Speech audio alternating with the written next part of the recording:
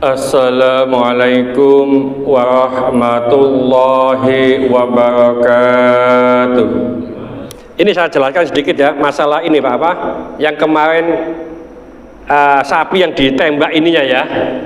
Ini saya kan punya jamaah namanya Kurniawan, kalau saya manggil Mas Wawan.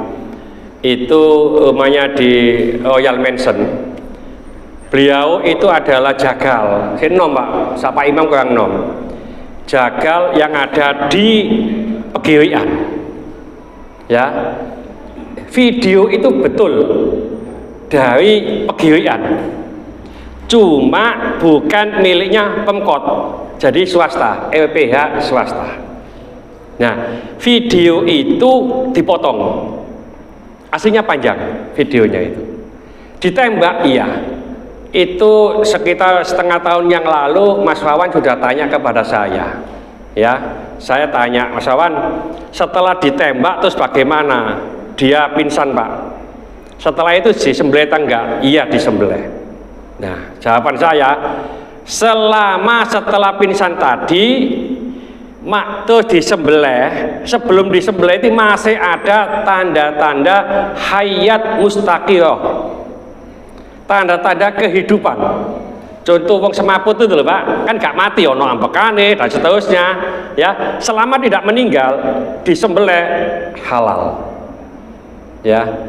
Tapi menurut saya pribadi itu kurang baik karena menyakiti hewan. Ada cara kedua yaitu disuntik supaya dia pingsan. Dia apa ya? Dibius.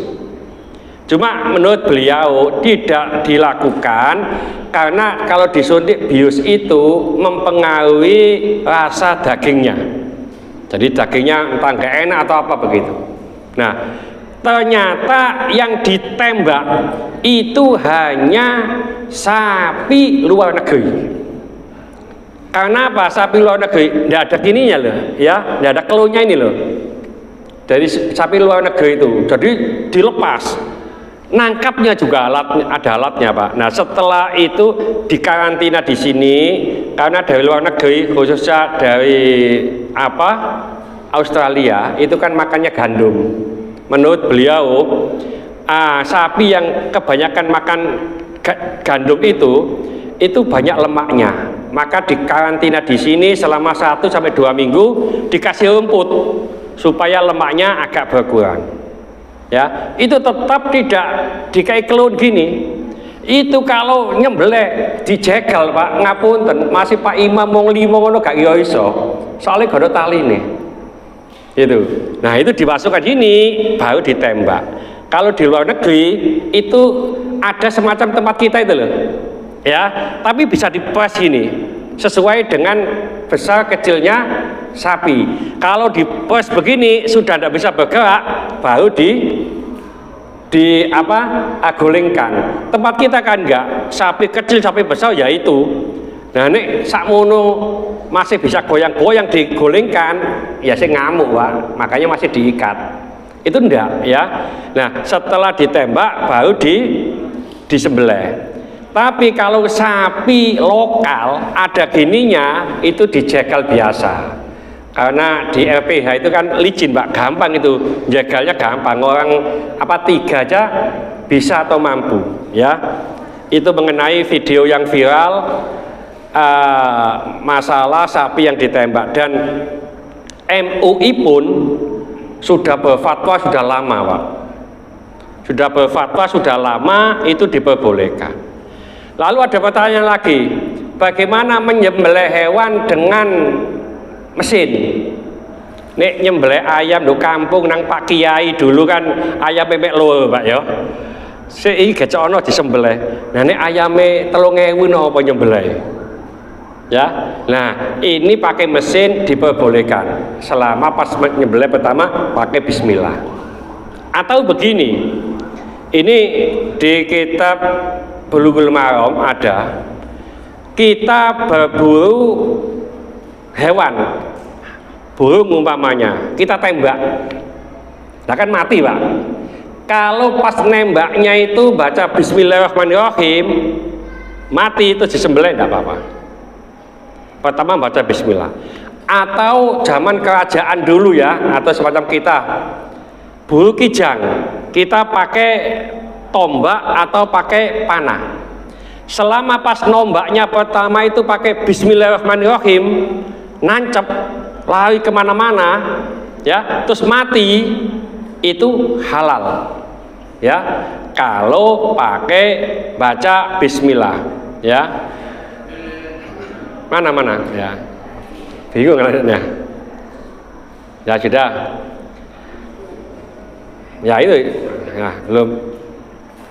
Jadi kalau ada hewan yang kita tombak dengan membaca bismillah, hewannya belum mati, kita kejar Pak, mungkin setengah kilo, tiba-tiba hewannya itu kecemplung kali ya, maka hewan ini haram. Kenapa haram?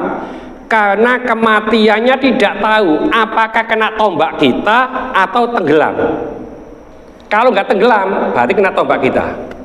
Atau begini, kita tombak deal, baca bismillah, lari Pak. Nah setelah kita kejar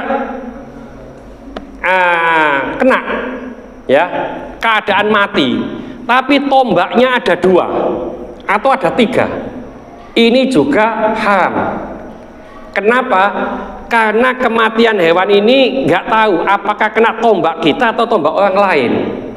Nah kalau orang lain ini tidak baca bismillah berarti juga haram. Oleh karena itu kita tidak bisa memastikan apakah mati kena tombak kita, maka pas kita tombak lari, nggak taunya loh kok ono tombak lagi atau ada panah umpamanya, siapa ini yang mana, terus mati ya, itu haram. Ya, jadi hal-hal yang demikian ini perlu kita ketahui lagi. Itu belum, sekali lagi belum dikonfirmasi langsung dikasih keterangan, dijawab ini haram ya, ini tidak boleh dimakan ya, karena belum konfirmasi, belum tabayun Pak. Oleh karena itu jangan sekali-kali memberikan hukum sebelum jelas ya. Karena apa? Yang memberi narasi juga pintar waktu itu ya. Hati-hati jangan sampai lah gitu loh ya, membeli daging di pegirian atau di RPH yang semacam inilah gitu ya. Jadi nggak paham, jadi menyesatkan. Itu dolu wa dolu, sesat, menyesatkan. Dia sendiri sesat karena menghukumi yang nggak pas, menyesatkan apabila ditiru oleh orang lain ya. Jadi ini unuku tekon-tekon dhisik, nah ya nggak usah langsung haram ya, dan seterusnya. Mudah-mudahan sedikit ini dibarengi hidayah oleh Allah Subhanahu wa taala. Mudah-mudahan segala hajat kita dikabulkan Allah, segala kesulitan kita dibantu oleh Allah. Mudah-mudahan anak kita menjadi anak yang soleh solehah, taat kepada Allah, patuh dan nurut kepada kedua orang tua. Dalam kasih keturunan, mudah-mudahan Allah akan keturunan yang soleh solehah. Dalam kasih jodoh, mudah-mudahan Allah akan jodoh yang soleh solehah. Mudah-mudahan di antara kita, keluarga kita, handetolan kita, tetangga-tetangga kita yang saat ini sedang sakit baik di rumah sakit maupun di kediaman, mudah-mudahan Allah menyembuhkan penyakitnya, dan mudah-mudahan Allah memberikan kesabaran kepada yang sakit, dan dengan kesabaran ini mudah-mudahan Allah mengangkat seluruh dosa-dosanya, dan mudah-mudahan Allah mengampuni dosa-dosanya orang yang mendolimi kita. Al-Fatihah. Bismillahirrahmanirrahim. Wal asri innal insana lafi khusrin illa alladziina amanu wa 'amilus solihati wa tawassaw bil haqqi wa tawassaw bis sabr. Subhanaka wa bihamdika asyhadu an la ilaha illa anta astaghfiruka wa atubu ilaik. Assalamualaikum warahmatullahi wabarakatuh.